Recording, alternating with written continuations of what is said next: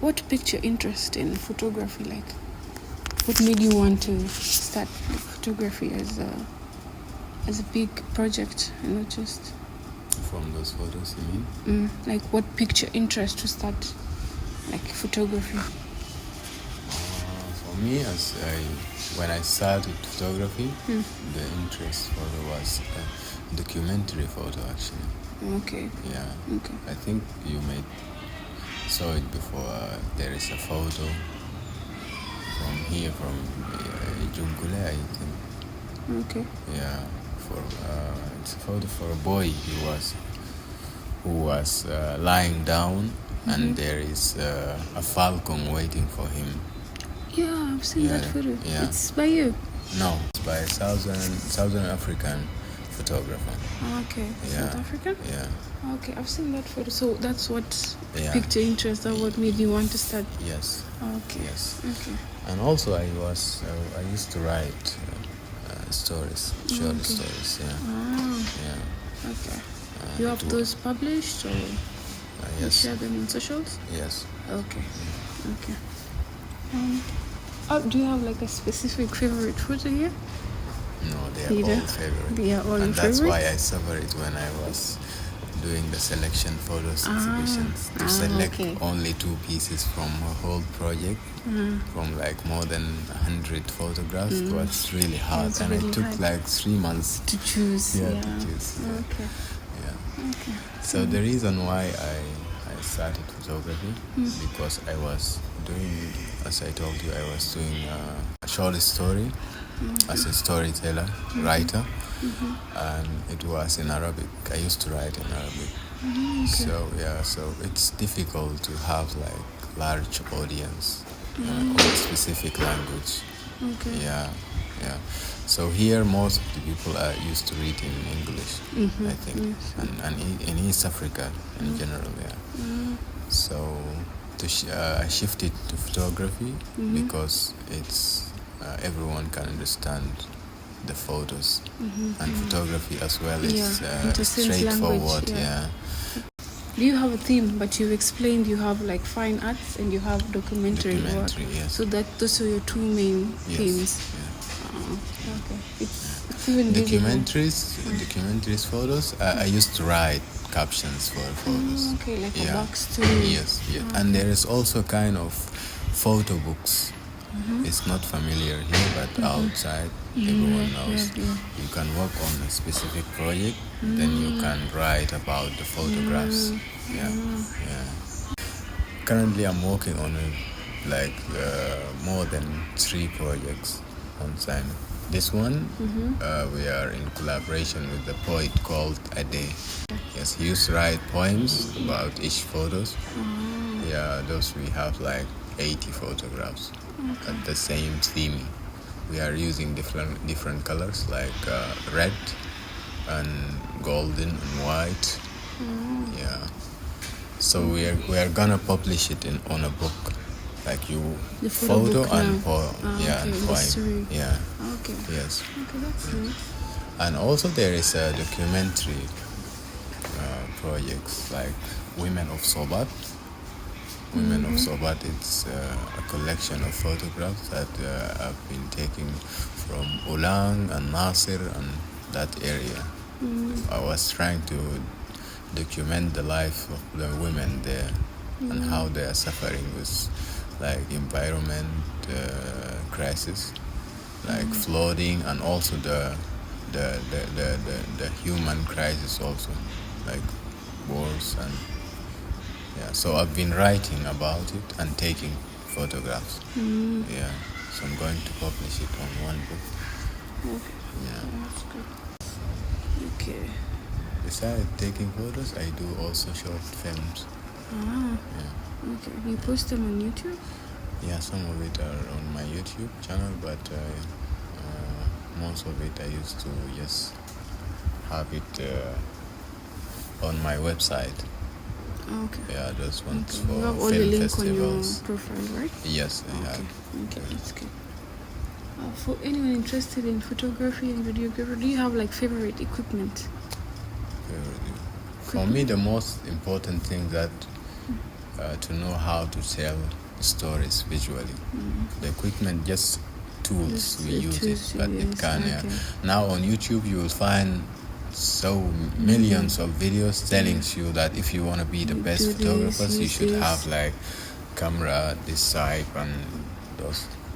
And for me, this is just a bullshit.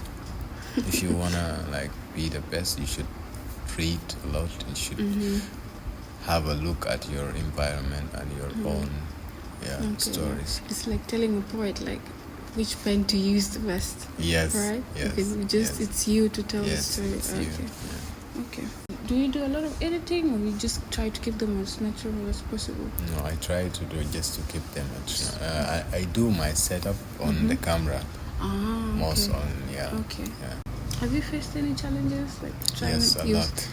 First of all, the 3 months trying to choose. Yeah. And even I'm working on a project. This is phone photography. I used to do phone photography every day. Okay. Yeah, it calls daily life project. I'm documenting the daily life in East Africa. Okay. Just by my phone. I used to do like a photo walk every day, meeting people and take some photos. But here in South Sudan, you know that it's difficult to just everyone who's carrying a camera, they used to deal with him as a journalist, and this is a bad way actually. They don't like separate between photographers and journalists. Actually there is many types of photographers.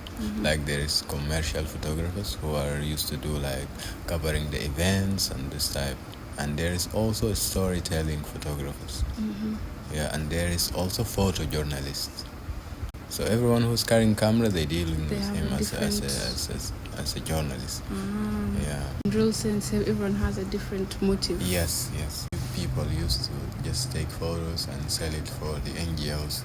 That's why. The journalists? Yeah, most of the journalists who are working with the NGOs. So people think that you are taking photos and you are gonna sell it out. And sometimes you know that people use it in a bad way. It's on social media. True. Everything has become political or diplomatic. Yes. It's not just being creative or being just an artist. Yes. Okay.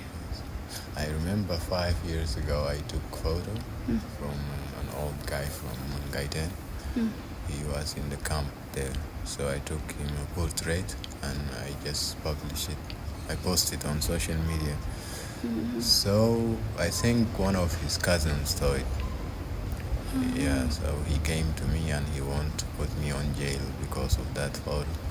And I took him and we went to the camp and we met the old man, and he said that this boy came to me and he asked me if I could publish it, and I give him the permission. Okay. And he used to visit me here at the camp, and you are my cousin. I have like 2 years I didn't show you. It's an iconic portrait. I'm still proud of it. This one. That's nice. Do you have a specific message you want people to take from this exhibition? From this exhibition? Actually, this exhibition, it's, as I told you, it's impressions. It's my own impressions about people and places. And also I'm trying to provoke the others. To think and also to have a different impressions from the image, and how and the power of image also. Now there is digital magazines who used to put images for like a man of the year, a lady of Do you know this lady? No, I don't know. I don't remember her name, but she was raped by soldiers. She was only 16 years old, and she was raped by the soldiers during the 2013 war. And even she got HIV from that, and she's pregnant. Imagine. So they put her on Time magazine. So this is the power of the image also. And actually, in my daily life project, I've been working on, like I've been documenting the neighborhoods that I've been living.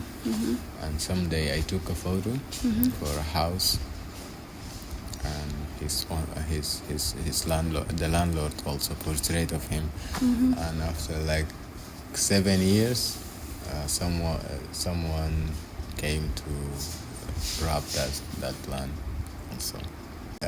Actually, they used my photo to prove that. To prove that this is our father, this is our property. Yes. Okay. And they got back their land, actually. Yeah. So this is the importance of photography. Yeah. It's just like documentation. Yes.